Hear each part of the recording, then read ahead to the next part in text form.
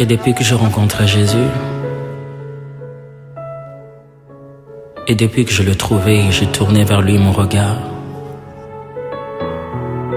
Je regarde mon passé et j'en souris. Je fixe mon avenir et il est plein d'espoir.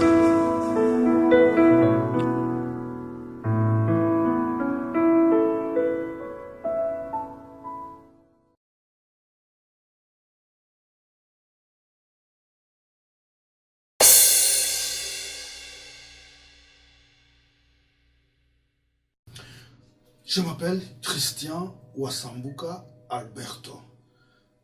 Je suis d'origine angolaise, bien que je suis de nationalité américaine maintenant. Je suis consacré évangéliste dans les églises d'Assemblée de Dieu en Angola. Et ici, aux États-Unis, je dirige les crédentials des ministres des Assemblées de Dieu américaines.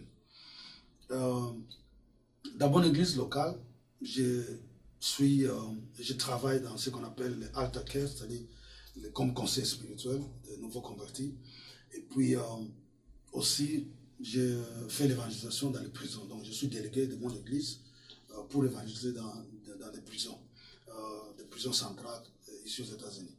Alors, et à part cela, je suis aussi dans les ministères itinéraires, principalement dans les missions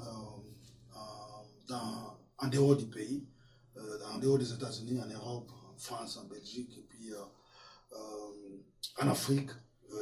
Donc c'est ce que je fais, où nous allons pour conduire des conférences ou faire des séminaires sur le leadership, et puis sur d'autres sujets. Nous sommes aussi dans l'implantation des églises, et à part cela, je travaille avec une organisation appelée Operation Global Impact, donc, qui a comme objectif de préparer ou former une génération de faiseurs de différence.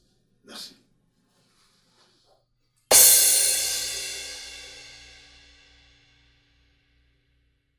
Je suis né d'une famille chrétienne. Mon père fut pasteur.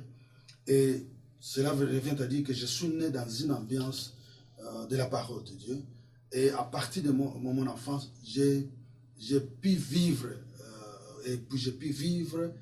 la foi, déjà sur le fait d'observer mon père qui vraiment vivait sa foi. Alors j'étais déjà touché à partir de mon enfance sur la vie chrétienne que nous vivions déjà dans la maison. Mais moi-même, déjà à l'âge de 9 ans, j'ai demandé personnellement pour recevoir Jésus-Christ dans ma vie comme Seigneur et Sauveur. Et puis il a fallu que mon père, l'Église a demandé que mon père puisse accepter de m'aider pour croître dans la foi parce que j'étais trop petit. Alors c'est comme ça que j'ai été baptisé en 1975.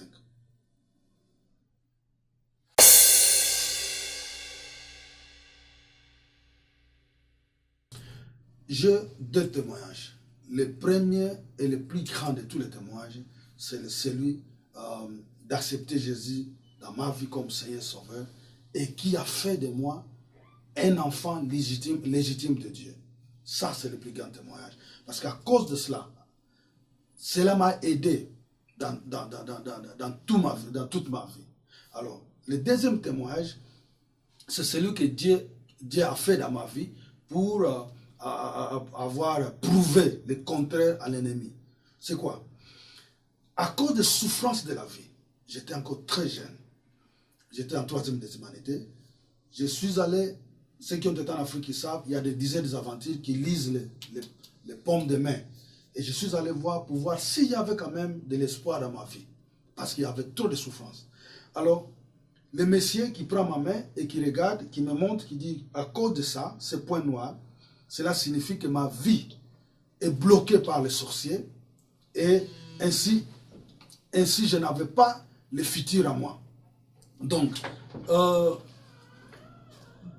donc ma vie n'avait pas de futur. Alors, dans ce cas, le monsieur m'a dit qu'écoute, non pas seulement que je n'avais pas de futur, mais aussi, il m'a demandé, est-ce que vous allez à l'école? J'ai dit, mais bien sûr. Il a dit, écoute, l'école n'a pas été faite pour toi. Alors, donc, Il m'a même demandé à l'époque de quitter l'école et m'incorporer dans l'armée. Ceux qui viennent en Afrique savent qu'il y a eu un moment où en Afrique, celui qui a échoué dans la vie, il n'avait qu'un seul refuge qui était le service militaire.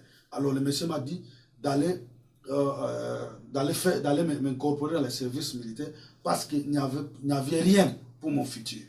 Alors, c'était dans la capitale du pays où le monsieur m'avait informé cela. Il m'a dit que non, et à la fin il a conclu, il a dit rien je pouvais faire, donc il n'y avait rien qu'on pouvait faire. Donc c'était déjà scellé par les sorciers. Alors, j'étais dans la capitale, mon père était pasteur baptiste, j'ai dit mais comment est-ce que je vais informer mon père, je ne peux pas, donc je dois continuer les études. C'était durant les vacances, je suis rentré en province, là où se trouvait mon père, une distance de plus de 200 km de là où mon père était pasteur, et là je rencontre, mon père était en train de construire l'église où il dirigeait. Alors l'église était en construction, il a fait venir un diacre qui est venu d'une autre église pour aider avec la charpente de la toiture.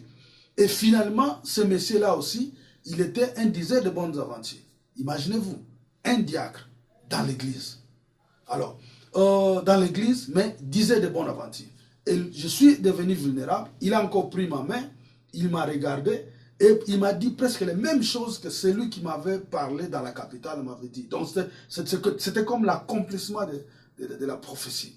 Alors moi, je n'avais plus d'autre choix, c'est d'accepter ou de croire à ce que les deux disaient de bonne aventure avaient dit. Mais je ne savais pas comment dire à mon père, parce que mon père était un pasteur. Je suis rentré à l'école, mais en tout cas, j'avais déjà crié à ce qu'on m'avait dit que ma vie n'avait pas de futur. Alors quand je suis rentré à l'école, je devais entrer la 4e année des humanités. Et vous savez qu'est-ce qui s'est passé? Parce que j'avais crié à ce qu'on m'avait dit, j'ai échoué ma 4e des humanités. Et ceux qui ont été en Afrique, ils savent que j'ai acheté les bulletins d'une autre école pour aller dans une autre école. Et je suis allé dans une autre école, je suis entré en 5e année des humanités. 5e année des humanités, la même chose, j'ai encore échoué. Alors, c'est alors que mon père m'a pris, il a prié avec moi, il m'a dit, écoute, les études, c'est ton futur. Donc, je ne peux pas tolérer ce qui se passe là. Mais je ne lui ai jamais dit ce qui s'était passé. Il a prié pour moi. Et quand il a prié pour moi, gloire à Dieu, la 5e année, je suis monté en 6e année des humanités. Et là, dans 6e année des humanités, quand on a présenté ce qu'on appelle en Afrique les examens d'État, gloire à Dieu, j'avais terminé premier dans ma classe. C'est pourquoi quand il y a un enfant, tu trouves il y a un ça ne va pas. Au lieu de recourir de gauche à droite, si possible, toi qui es chrétien, prends ton enfant, priez d'abord et croyez en ce Dieu-là. Réclamez les promesses de Dieu dans la vie de ton enfant et tu verras ce qui va arriver.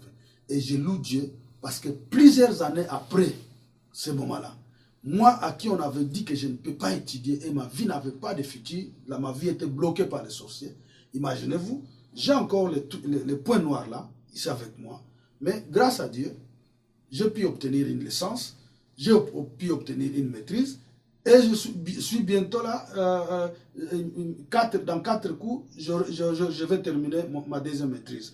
Donc, j'ai seulement dit ça pour dire à quelqu'un que si on t'a dit dans ta vie que rien ne se fera parce qu'on t'a bloqué par des sorciers, écoute, nous avons crié à un Dieu qui est plus fort que les sorciers.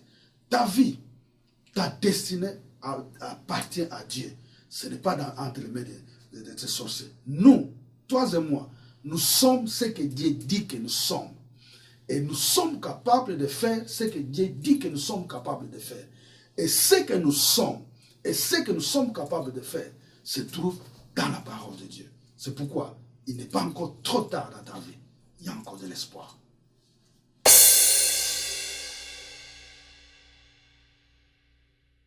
Frère, ma soeur, toi qui me suivais à ce moment, je veux que tu saches une chose. Une vie sans Jésus, c'est une vie qui n'a pas de sens.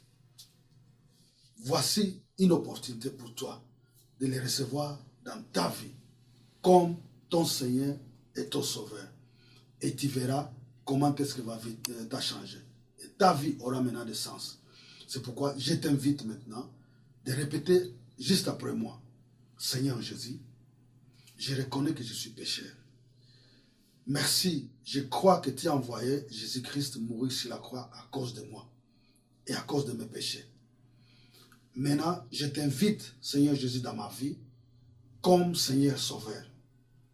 Sois le maître de ma vie. Merci, Seigneur Jésus. Merci, Père éternel.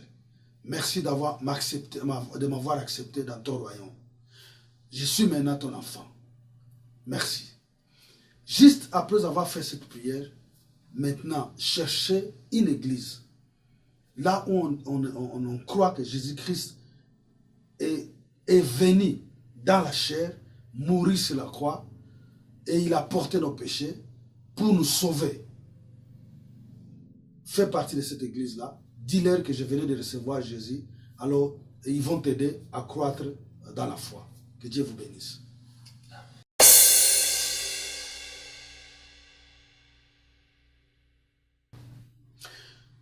Le verset de la semaine, ce qui me vient à l'esprit, c'est l'Hébreu chapitre 11, verset 6, qui dit que sans la foi, nous ne pouvons pas plaire à Dieu, et que ceux qui viennent à Dieu croient qu'il existe et qu'il est le rémunérateur de ceux qui les cherchent. Quelle bonne nouvelle de savoir que le Dieu en qui nous avons cru est celui qui récompense, qui nous donne les récompenses juste pour le fait de venir à lui. Que Dieu vous bénisse.